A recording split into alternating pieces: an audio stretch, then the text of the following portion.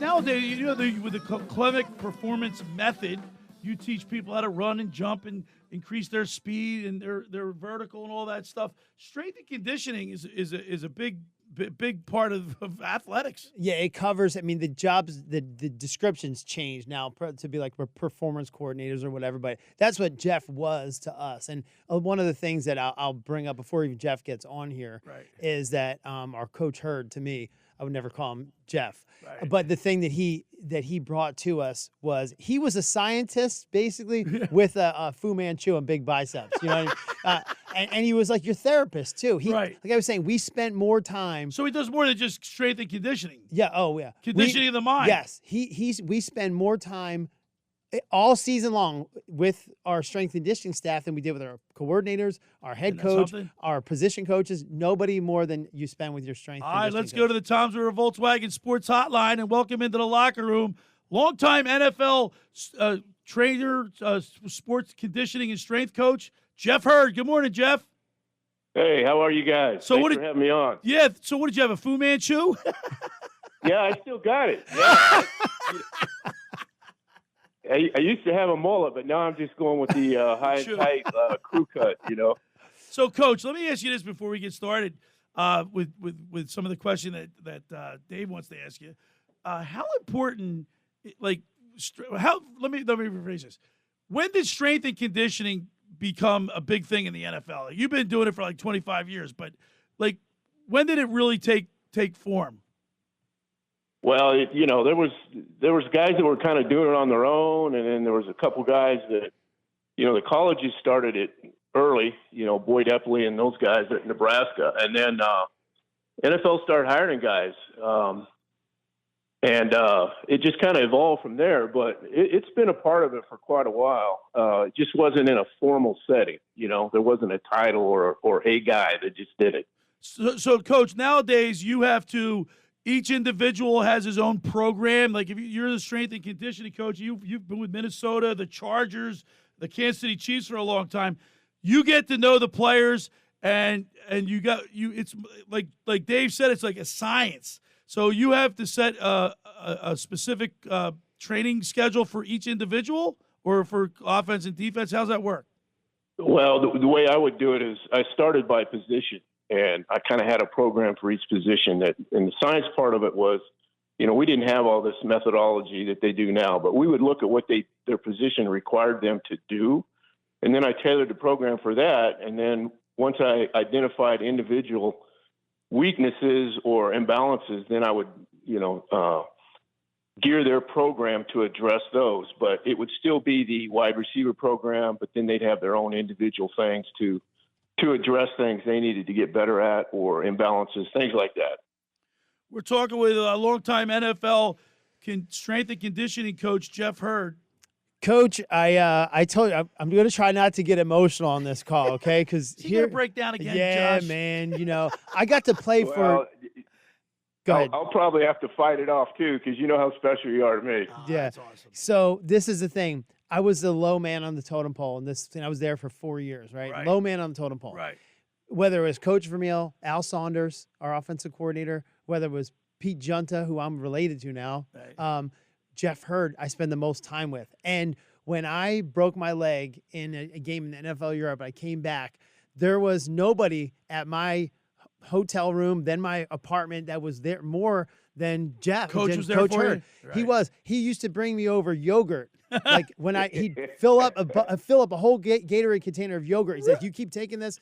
He made sure that I got a bone stimulator. Right. This is going through the doctors, but he made sure I got it and it was paid for. He got me a bike. He got me a real nice Marin County, which I still have. He made sure I was always working out. He trained me like almost individually a lot of times. Right. He made sure I was up early. Yeah. He'd pick me up from my apartment sometimes because I couldn't drive. So Coach, basically you're like a personal, like when somebody's recovering like that, you got to really put a lot of effort into like their diet, their sleep, everything. It's not just strength and conditioning; it's so much more. Yeah, you got to make sure that because that's hard. To come back from something like Dave did, there's so many mind games and emotional games, and you just got to make sure that, they don't quit on you. Not that Dave would quit, but it just gets hard. Like, can I do this? Will it be worth it? So you gotta try to drag them along and help them through those peaks and valleys of rehab, because it's rough. And the thing is with Dave, when Dave showed up, I really hadn't heard of him, and no offense, Dave, but but within like a week, I'm like, okay, this kid's special. He just needs to be under the lights, the bright lights a little bit. And I remember telling Dick, you guys found this guy. This is incredible. I think we got a diamond in the rough here.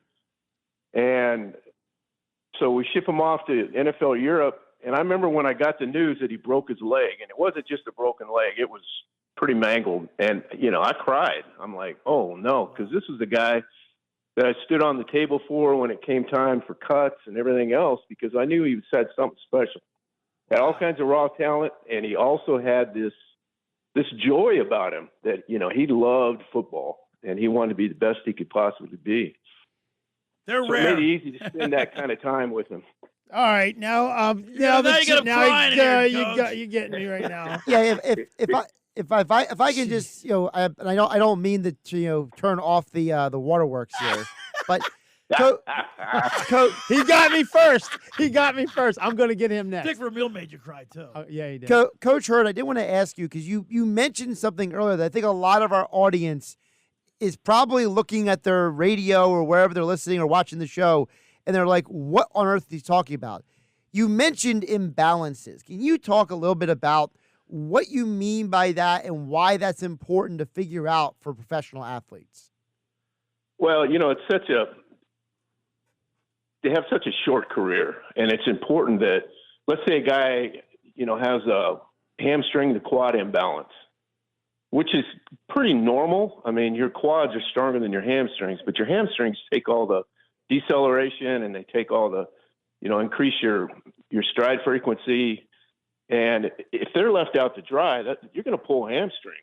So it's important that you keep that hamstring strength up with their quad strength. We were always told it should be a 60-40 ratio. And if that falls behind, you're setting yourself up for failure.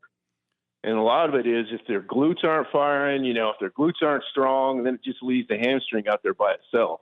And it's not built to take that kind of stress. I remember, that Coach, these guys can deliver. Coach, remember, I do this to this day with my people, right? I remember at the end of a practice, he used to basically figure out how much we ran that day. We would run that in reverse at the end. So exactly. all the receivers would go out and go backpedal for, almost 800 yards. Is that right? Yeah.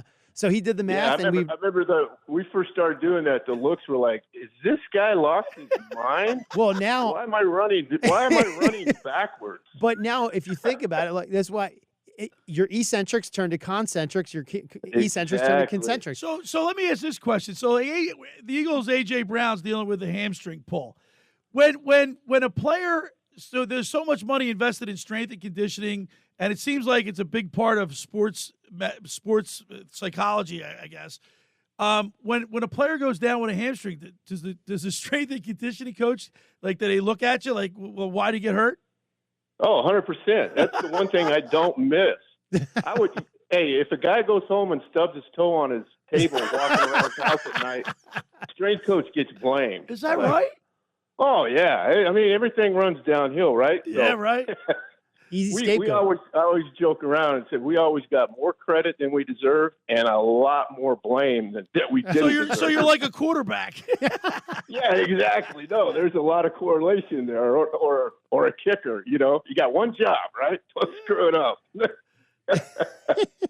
Coach, I wanted to ask you one more thing about the relationship between the strength and conditioning coach and the head coach, because over the years, Nick Saban, he was famous for having the same strength and conditioning coach everywhere he went. Michigan State, LSU, Alabama. And trusted him.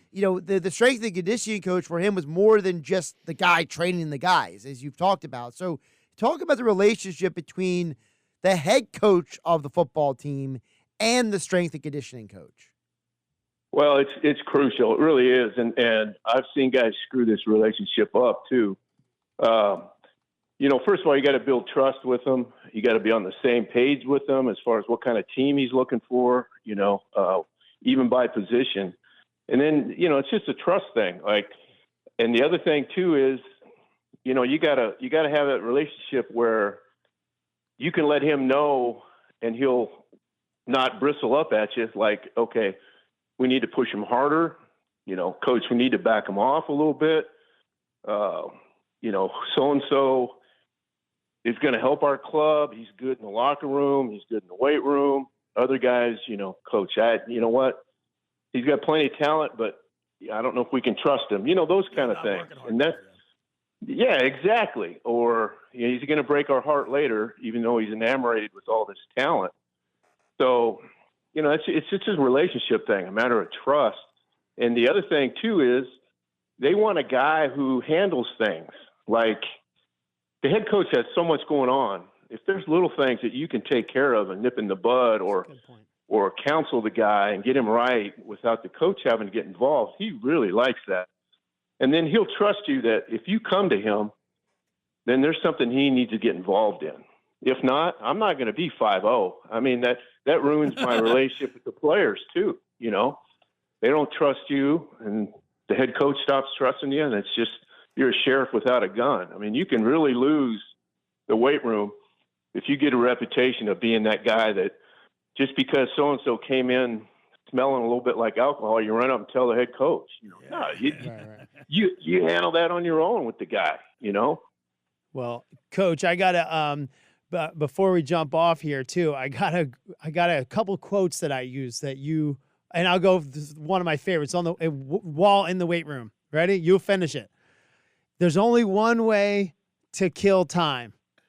Work it to death. Work it to death, baby.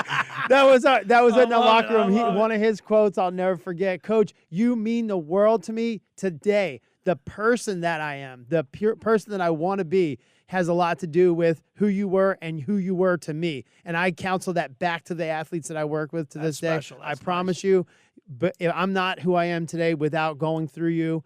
I love you with the love of Christ. There's nothing you can do about it. Thank you so much. That's awesome, Coach. Well, Real quick, Coach, you're the second guest of ours to make him cry.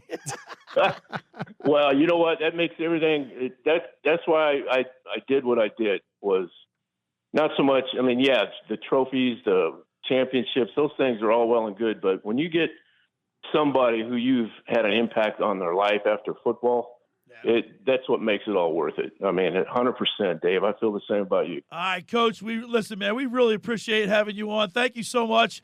Have a great rest of your weekend, and we'll do it again. Oh, I hope so. I got some. We got to get some stories. Yeah, we need some stories next time. I got some stories. All right, Coach. We got to run. Thank you so much, and we'll talk to you again. I appreciate it, you, guys. Coach. There he is, Coach Hurd on the Tom's River Auto Group Sports Hotline.